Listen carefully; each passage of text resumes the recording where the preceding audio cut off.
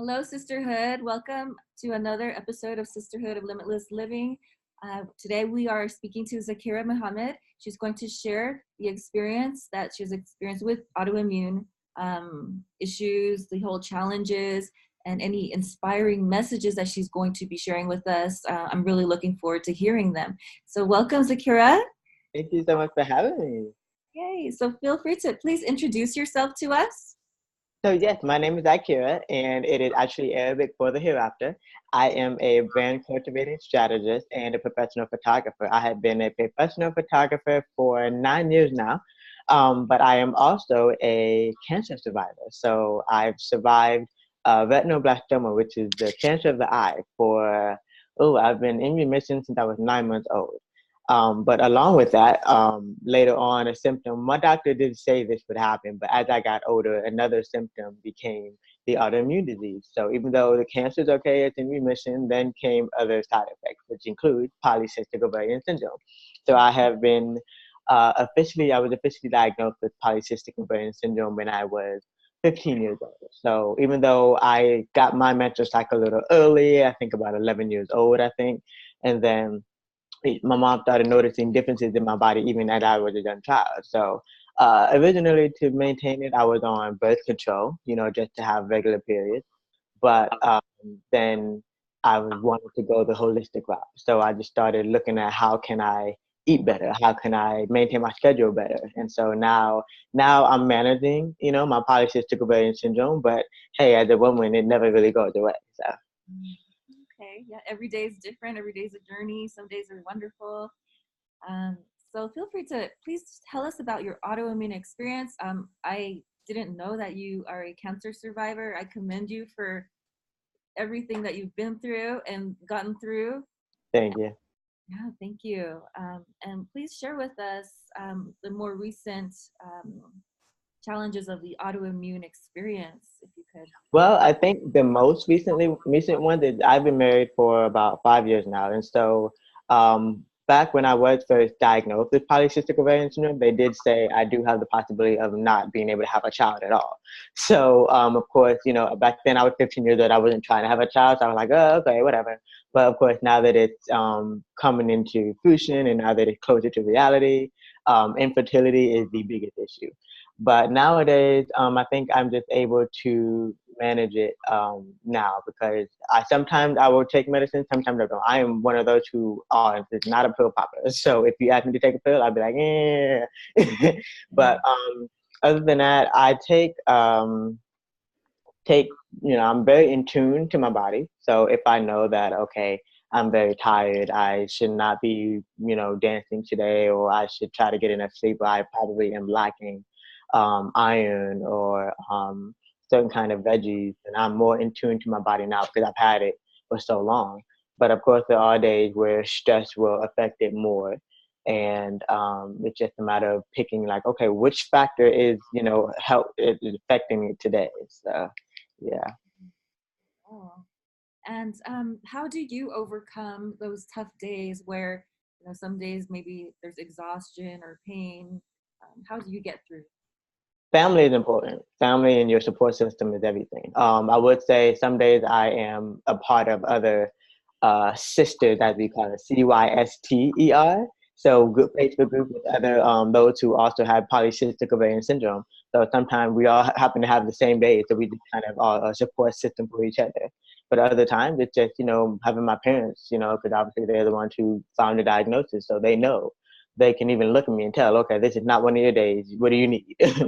So self-care is important. So just being able to have that at least an hour, even if you are a busy woman, a busy person, just having that hour to yourself to do whatever it is you want to do. So for me, I love movies, I love music, I love traveling, but financially that depends on where I can go, whether I should just go drive up the mountain because I live in Nashville, Tennessee, or just take a walk in the park. So sometimes it's just a matter of the simple things, just to make sure that you can give yourself time. But it's not a whole self-care day, a self-care hour. Self-care hour. I love that. Um, so what types of advice would you give to somebody who is experiencing these symptoms of PCOS, PCOS, or other autoimmune challenges? Maybe there's, fatigue, pain, any other things that maybe sometimes some days they just feel like, I don't know if I want to do today. What advice would you give them?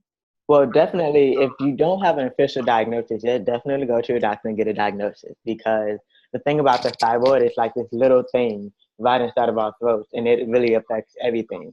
Our glands, really affect everything. So even though you are tired, it could be um, for one thing, even though you think it's something else. So definitely go to a doctor to try to get an official diagnosis. Because I will admit that we had to go to more than one doctor before we officially had the diagnosis. But in order to really just know what's going on, um, I mean, there's all kinds of doctors you have to go to, but OBGYN, endocrinologist, neurologist, whatever is necessary just to get the official diagnosis. But other than that, just continue to pay attention. Don't ignore. If you do feel tired, if you do feel something wrong, don't ignore it, because it could be something that could lead to something else. Right. Yeah, I appreciate that you mentioned the whole care team. So it's not just one doctor, but it's this whole team of people that you need. Did you experience any challenges on the way to getting diagnosed? Did you experience any like misdiagnosis along the way, or did you need a second opinion? How did it work? I think um, I think for us, it was more so of a second opinion, even though there was a sense, like my mom was always in tune. That's how she was the one who detected my cancer. So she just had that, strong intuition. So she called it a visceral feeling. But she just knew about the moment that I got my first menstrual cycle at 11 years old, and then there was nothing for like a year. So she was like, okay, let's get this checked out. So even though the first doctor just immediately said, oh, you just have a regular period, let's put you on birth control, my mom was like, no, something else. So we ended up going to, because that one, didn't really do too many tests, but the other doctor actually did a blood test. And that's how they were able to pick up on the fact that I do have polycystic ovarian syndrome and a high level of testosterone. So everyone who had polycystic ovarian syndrome, it varied as far as what you have, because most people also who have polycystic ovarian syndrome are overweight. I'm what they call a lean cyster, cyster. So I'm like lean, even though my metabolism is still fast, which I'm grateful for because I don't have any kids yet.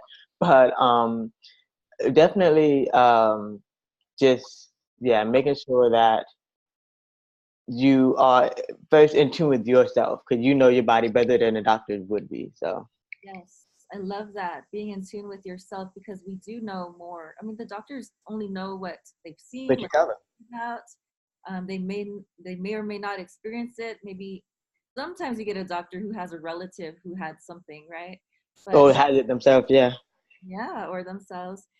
So yeah, we need to listen to within to get that message. I really appreciate that you mentioned that.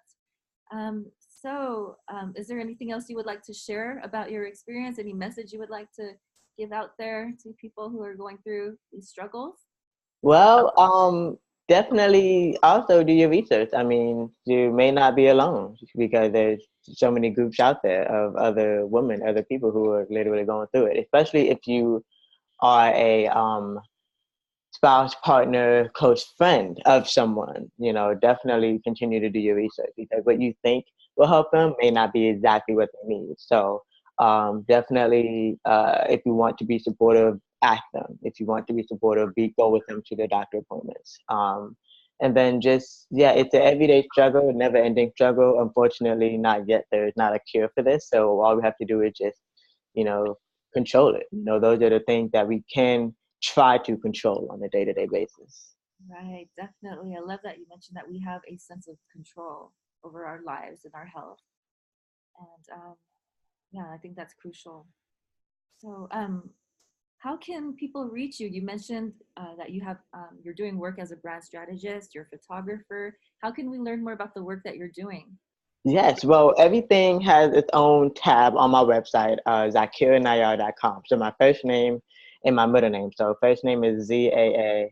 My middle name is Nayyar, N as in Nancy, Ayyyar. So you'll find out more about my photography, about my marketing and brand cultivating strategist services, as well as podcasts. I've also recently launched a podcast, and I had an episode where I kind of talked a little bit more about nutrition, like what I do on a day-to-day basis to take care of my acne, to eat healthy and things of that sort. And you can also find me on social media pretty much everywhere at Illuminous1, which is the meaning of my middle name. So ILLUMINOUS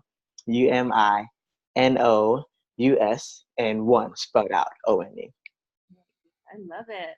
Thank you so much. I feel the light, I feel the energy and the positivity, and I'm really grateful for this opportunity to interview you. Thank you. Thank you so much for the opportunity as well. Right, thank you so much, Zaakirah. Have a good one. You too.